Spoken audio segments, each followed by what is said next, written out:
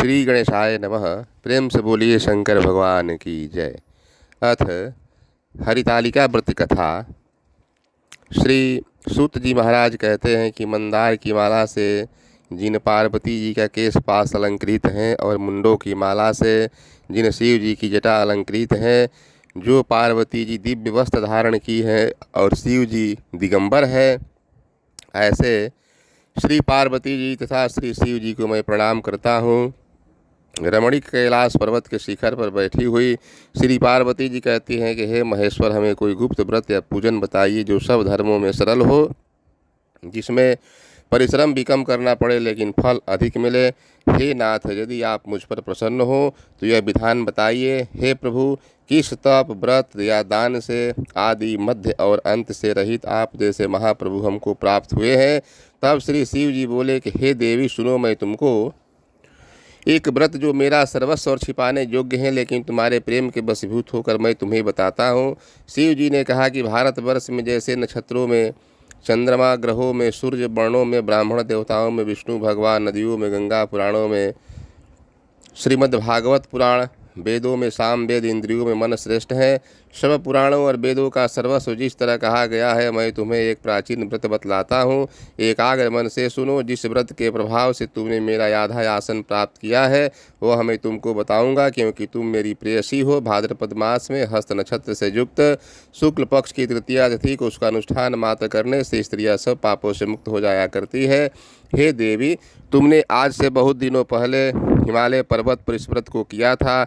यह वृतांत मैं तुमसे कहूँगा। पार्वती जी ने पूछा कि हे नाथ, मैंने क्यों यह व्रत किया था, यह सब आपके मुख से सुनना चाहती हूँ।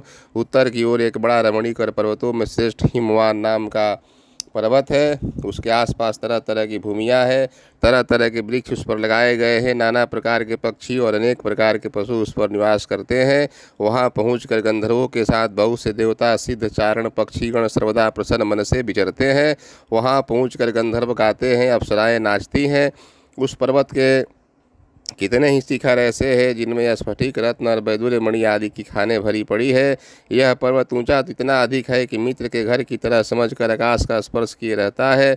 उसके समस्त शिखर सदैव हिम से आच्छादित रहता है। गंगा जल की ध्वनि सदा सुनाई देती रहती है। हे पार्वती जी, तुमने बाल काल में उसी पर्वत पर तपस्या की थी। 12 वर्षों तक तुमने उल्टी टंग कर केवल धुआं पीकर रही। 64 वर्षों तक सूखे पत्ते खा करके रही। माघ मास में तुम जल में बैठी रहती थी। बैसाख की दोपहरिया में पंचाग्नि तापती थी।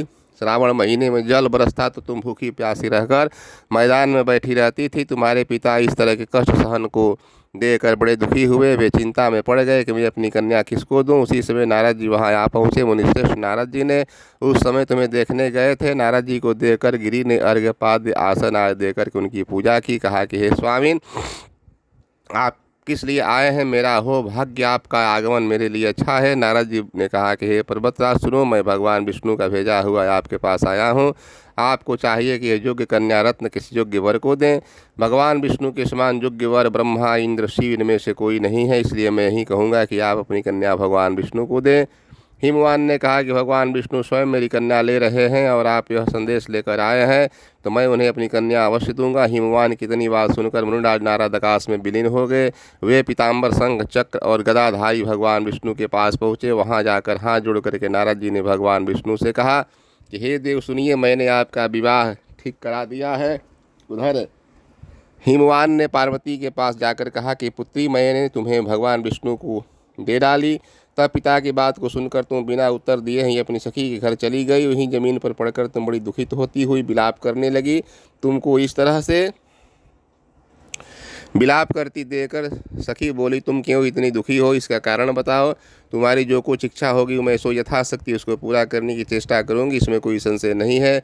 पार्वती जी बोली कि मेरी जो कुछ भी अभिलाषा है उसे तुम प्रेम पूर्वक सुनो। मैं एकमात्र शिव जी को अपना पति बनाना चाहती हूँ, इसमें कुछ भी संशय नहीं है। मेरे इस विचार को मेरे पिताजी ने ठुकरा दिया है, इससे मैं अपने शरीर का त्याग कर दूंगी। पार्वती की इस बात को सुनकर सखियों ने कहा कि शरीर का त्याग न करो, चलो किसी ऐसे वन को चले जहाँ पिता को पता न चले। ऐसी सलाह कर तुम वैसे वन में जा पहुंची। उधर तुम्हारे पिता घर घर तुम्हें खोजने लगे। दूतों द्वारा भी खबर लेने लगे कौन देवता या किन्नर मेरी पुत्री को हरण कर ले गया। उन्होंने मन ही मन कहा कि मैं नारद जी के आगे भी प्रतिज्ञा कर चुका हूँ कि अपनी पुत्री भगवान विष्णु को दूंगा। ऐसा सोचते सोचते हिमवान को मूर्छा आ गया। गिरिराज को मूर्छित देकर सब लोग हाहाकार करते दौड़ पड़े। जब होश हुआ तो सब पूछने लगे कि गिरिराज आप अपनी मूर्छा का कारण बताइए। हिमवान ने कहा कि आप लोग मेरे दुख का कारण सुने, न मालूम कौन मेरी कन्या को हर ले गया है। ऐसा नहीं हुआ होगा तो उसे किसी काले सांप ने काट लिया होगा या सिंह खा गए होंगे। हाय हाय मेरी बेटी कहाँ गई, किसी दुष्ट ने मेरी पुत्री को मार डाला। ऐसा कहकर वे वायु के झोंके से कांपते हुए वृक्ष के समान कांपने लगे। इसके बाद हिमवान तुम्हें वन वन खोजने लगे। वह वन में सिंह भालू हिंसक जंतुओं से बड़ा भयानक हो रहा था। तुम भी अपनी सखियों के साथ उस महाभयानक वन में चलती चलती एक ऐसी जगह जा पहुंची जहां एक नदी बह रही थी। उसके रमणीक तट पर एक बड़ी सी कंदरा थी। तुमने उसी कंदरा में आश्रम बना लिया। मेरी एक बालुकामयी प्रतिमा बना करके अपनी सखियों के साथ निराहार रहकर मेरी आराधना करने लगी। जब भाद्रपद शुक्ल पक्ष की हस्तयुक्त तृतीया तिथि प्राप्त हुई तब तुमने मेरा सविधि पूजन किया। रात भर जाग कर गीत वाद्यादि से मुझे प्रसन्न किया। उस व्रतराज के प्रभाव से मेरा आसन डगमगा उठा, जिससे मैं तत्काल उस स्थान पर जा पहुंचा जहां तुम अपनी सखियों के साथ पूजा कर रही थी। वहां पहुंचकर मैंने तुमसे कहा कि मैं तुम पर प्रसन्न हूँ, बोलो क्या चाहती हो। तुमने कहा कि मेरे देवता, यदि आप मेरे ऊपर प्रसन्न हैं तो आप मेरे पति बने। मेरे तथास्तु कहकर कैलाश पर्वत पर वापस आने पर तुमने वह प्रतिमा नदी में प्रवाहित कर दी और सखियों के साथ उस महाव्रत का पारण किया। हिमवान भी तब तक उस वन में तुम्हें खोजते खोजते वहां आ पहुँचे। चारों दिशाओं में तुम्हारी खोज करते करते वे व्याकुल हो चुके थे, इसलिए तुम्हारे आश्रम के समीप पहुँचते ही गिर पड़े। थोड़ी देर बाद उन्होंने नदी के तट पर दो कन्याओं को सोते हुए देखा। देखते ही उन्होंने तुम्हें छाती से लगा लिया, बिलख कर रोने लगे। फिर पूछा, पुत्री तुम सिंह व्याघ्र आदि जंतुओं से भरे इस वन में क्यों आ पहुँची। पार्वती ने उत्तर दिया कि पिताजी, मैंने पहले ही अपने आप को शिव जी के हाथों सौंप दिया था। आपने मेरी बात टाल दी, इससे मैं यहाँ चली आई। हिमवान ने सांत्वना दी कि हे पुत्री, मैं तुम्हारी इच्छा के विरुद्ध कुछ नहीं करूँगा। वे तुम्हें अपने साथ घर ले आए और मेरे साथ तुम्हारा विवाह करा दिए। इसी से तुमने मेरा आधा आसन पाया है। तब से आज तक किसी के सामने यह मुझे व्रत प्रकट करने का अवसर प्राप्त नहीं हुआ। हे देवी, मैं यह बताता हूँ, इस व्रत का हरितालिका नाम क्यों पड़ा। क्योंकि तुमको सखिया हर कर ले गई थी जंगल में, इसलिए इसका नाम हरितालिका नाम पड़ा। हे पार्वती जी ने कहा कि हे प्रभु, आपने नाम तो बताया, अब इसकी विधि भी बताएं। इसका क्या पुण्य है, क्या फल है, यह व्रत कौन करे। श्री शिव जी पार्वती जी से कहते हैं कि हे देवी, मैंने समस्त स्त्री जाति की भलाई के लिए यह व्रत उत्तम बतलाया है। जो स्त्री अपने सौभाग्य की रक्षा करना चाहती है तो वह यत्न पूर्वक इस व्रत को अवश्य करे। केले के खंभे से मंडप सुंदर बनावे, उसमें रंग बिरंग के रेशमी कपड़े से चंदवा लगा कर के चंदन आदि सुगंधित द्रव्यों से, फिर शंख भेरी मृदंग आदि बाजे बजाते हैं। बहुत से लोग एकत्रित होकर के तरह तरह के मंगल गान करे। पार्वती जी और शिव जी की प्रतिमा स्थापित करे। उस रोज दिन भर उपवास रहकर बहुत से सुगंधित फूल, सुगंध मनोहर धूप, नाना प्रकार के नैवेद्य आदि एकत्र कर मेरी पूजा करे। रात भर जागरण करे। ऊपर जो जो वस्तुएं गिनाई गई हैं उसके अतिरिक्त नारियल, सुपारी, जंबीरी, नींबू, लौंग, अनार, नारंगी आदि जो जो फल प्राप्त हो सके उन्हें इकट्ठा कर ले। उस ऋतु में जो फल फूल आदि मिल सके विशेष रूप से रखे। इसके बाद धूप दीपादि से पूजन कर प्रार्थना करे। हे शिवे, हे शिव रूपिणी, हे मंगले, सब अर्थों को देने वाली हे देवी, हे शिव रूपे आपको नमस्कार है। हे शिव रूपे आपको सदा के लिए मेरा नमस्कार है।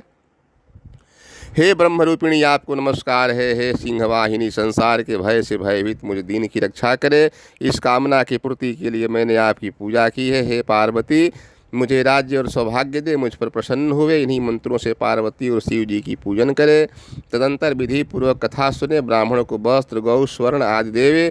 इस तरह एकत्रित होकर के स्त्री पुरुष दोनों एक साथ पूजन करे। फिर वस्त्र आदि जो कुछ भी हो उसका संकल्प करे। हे देवी, जो स्त्री इस प्रकार पूजन करती है वह सब पापों से छूट जाती है और उसे 7 जन्म तक सुख सौभाग्य प्राप्त होता है।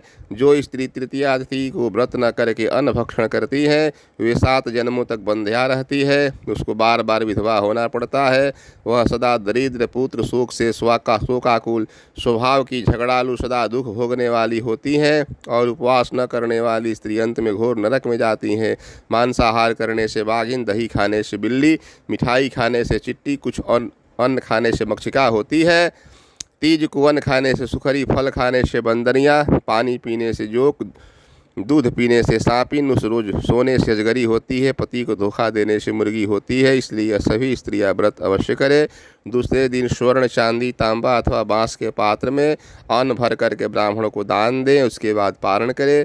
जो स्त्री इस प्रकार व्रत करती है वह मेरे समान पति पाती हैं, और जब वह मरने लगती हैं तो तुम्हारे समान उसका रूप हो जाता है। उसे सब प्रकार के सांसारिक भोग, सायुज्य, मुक्ति मिल जाती है। इस हरितालिका की व्रत कथा मात्र सुन लेने से प्राणी को 1000 अश्वमेध और सैकड़ों वाजपेय करने का फल प्राप्त होता है।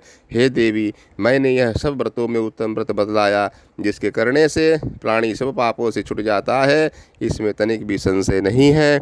प्रेम से बोलिए शंकर भगवान की जय। माता पार्वती की जय। ओम नमः पार्वती पतये। हर हर महादेव।